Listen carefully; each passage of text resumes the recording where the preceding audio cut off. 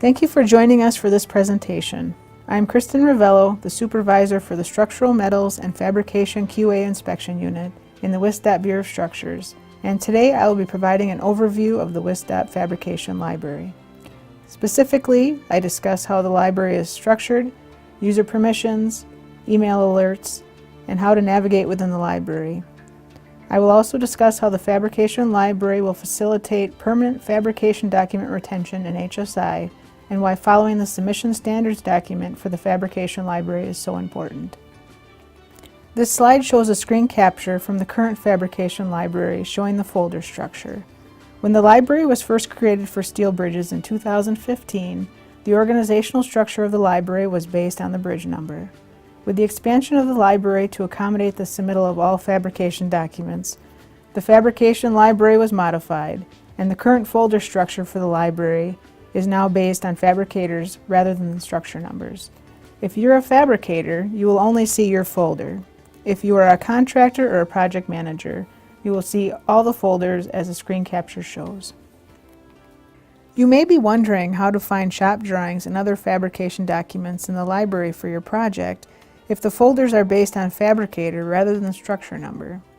If you click on all fabrication files in the navigation column for the WSDOT Fabrication Library, as found in the screen capture, you can use the filter function to use metadata to find the documents you're looking for. Metadata you could use to filter include the fabricator, if you know who that is, the structure number, the construction ID, the fabricated component you're looking for, such as a pre-stressed girder or retaining wall, or the type of document you're looking for, such as a shop drawing or a mill cert. The goal behind the creation of the library was to provide a single comprehensive site that would house fabrication documents for active projects, accessible to all parties as appropriate. Project managers or project leaders, contractors, fabricators, fabrication QA inspectors, and the Bureau of Structures all have access to documents for their projects. Contractors and project managers or project leaders can see all fabricator folders. Fabricators can only see the contents of their own folder. This was done intentionally to protect fabricators from having their competitors see their documents, which may contain details that are proprietary in nature. For our quality assurance inspectors in the fabrication shops and plants, they only see the folders for the shops they inspect. I'd like to take a moment to discuss the Fabrication Library vision. When the Fabrication Library was created, it was not intended for contract administration. It was meant as a mechanism to promptly receive shop drawings, review and return comments to all parties. It was also intended to provide statewide consistency for fabrication document submittals. As most of you are likely aware, there has been a great deal of variation in our shop drawing submittal processes based on the item being fabricated, which is often a source of confusion. Features of the Fabrication Library include the allowance for concurrent BOS and region review of shop drawings. Both parties receive the shop drawing at the same time. All parties can see the status of shop drawing submittals, whether it's received by BOS, accepted, needs to revise and resubmit, etc. All parties can check on the fabrication status reports for items on your project, and based on these reports, determine if there are any potential schedule concerns. Fabricators can request email alerts for key staff to be notified each time a document or status is changed in their folder in the library. Contractors and project managers or project leaders may set up their own alerts. SharePoint also allows you to see previous version of files, so by replacing files with a more current file of the same name, you're not losing the history of what was submitted, but can retain a single final shop drawing for permanent records. This slide is titled The Big Picture. Up until now, in this presentation, we have been focusing on the functionality within the library. But in reality, the Fabrication Library is just one piece of a larger vision.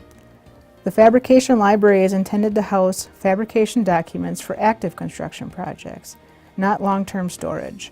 Our Highway Structure Information System, perhaps more commonly known as HSI, is where the permanent storage of fabrication documents occurs.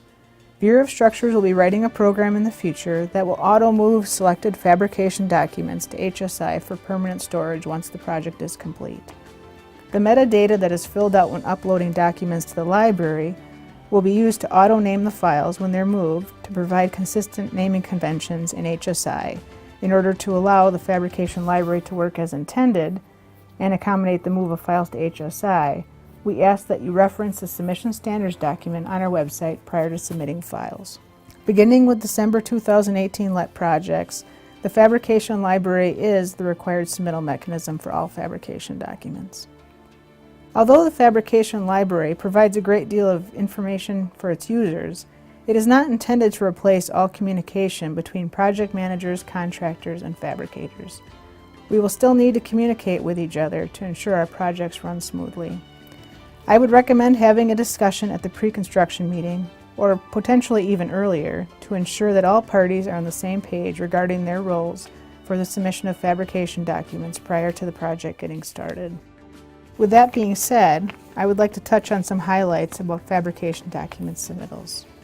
Prior to submitting shop drawings, please check to ensure files have not already been added to the library. Having duplicates of files in the library is problematic, as it takes time for all parties to try to determine which file is the current or final file. Transmittal letters are not intended to be included in the library. Transmittal letters aren't intended to be saved in HSI as a permanent record, and do take additional clerical time to remove. Also, the electronic signatures on transmittal letters essentially lock files, making reviewers unable to add comments and stamps to the shop drawings. If there's any comments from Region staff, their comments should be included on the shop drawing that BOS has reviewed or accepted, with markups to facilitate revisions. Region staff can add their comments to transmittal letters as well outside the library, but we do ask that all comments from BOS and the Region are shown on a single shop drawing in the library.